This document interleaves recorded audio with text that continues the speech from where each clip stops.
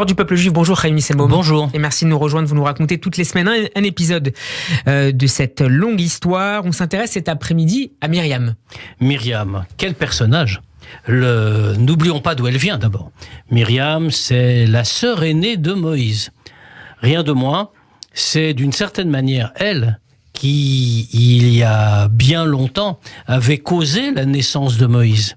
Puisque, on le sait, le pharaon avait décrété, alors que les Juifs étaient asservis, et que la période était très difficile, eh bien, c'était ses parents, donc, devant les décrets du pharaon, qui condamnaient tous les enfants à naître, tous les mâles à naître, à être jetés dans le Nil.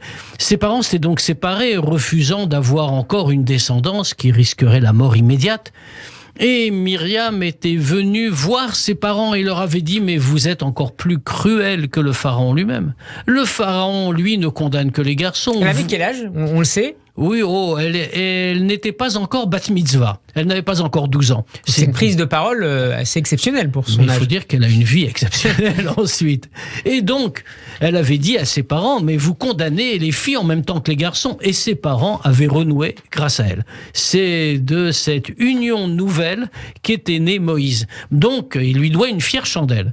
Et plus encore, il a presque la vie, d'une certaine manière. Absolument. Et lorsque, quelque temps plus tard, Moïse se retrouve, à cause du même décret, mis dans le Nil, dans un berceau, et abandonné au fil de l'eau par ses parents, bien, qui est-ce qui est là pour le suivre et voir ce qu'il devient ? Eh bien, c'est encore Myriam, qui risque sa vie, littéralement. Donc, véritablement, il y a un lien particulier entre les deux personnages, c'est très clair, Myriam. Un lien qui ne cessera d'ailleurs de se développer tout au long de la vie de Moshe, notamment dans sa direction du peuple hébreu. Tout à fait. Souvenons-nous de quelques épisodes intéressants.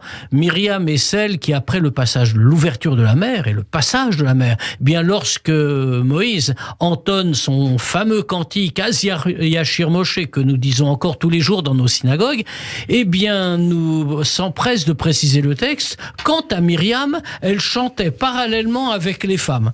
Donc elle a véritablement un rôle de guide et elle l'est constamment. Encore un détail qui n'en est pas un. Si Moïse a fait descendre la manne qui a nourri le peuple juif, c'est par le mérite de Myriam que l'eau les abreuvait, puisque c'est une source miraculeuse qui les accompagnait constamment et qui les a accompagnés pendant toute leur traversée du désert, qui leur a donné de l'eau. Et qui s'explique par un mérite particulier de Myriam. Pourquoi c'est l'eau qui est rattachée à... Eh bien, elle-même a eu ce mérite. Elle a protégé son fils dans l'eau, elle a fait qu'il soit tiré de l'eau. Son frère Moïse, merci de la correction. Et donc, elle a ce mérite, et c'est elle qui a donné de l'eau au peuple juif, à tel point d'ailleurs que quand elle va quitter ce monde, avant Moïse, eh bien, il faudra que Moïse prie pour que la source ne disparaisse pas, puisque le peuple juif n'est pas encore en Israël et qu'il en a besoin. Alors là, nous avons en revanche un épisode. Un épisode qui peut sembler presque dramatique. Myriam assiste à un événement. Elle voit que brutalement des hommes que Moïse, à la demande de Dieu, a choisis pour être parmi les anciens du peuple, eh bien, ils sont pas à sa demande. Eh bien, ces hommes, tout à coup, se mettent à prophétiser.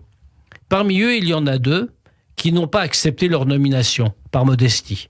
Et donc, qui sont restés dans le camp, n'ont pas été rejoindre Moïse. Et ils se mettent à prophétiser dans le camp.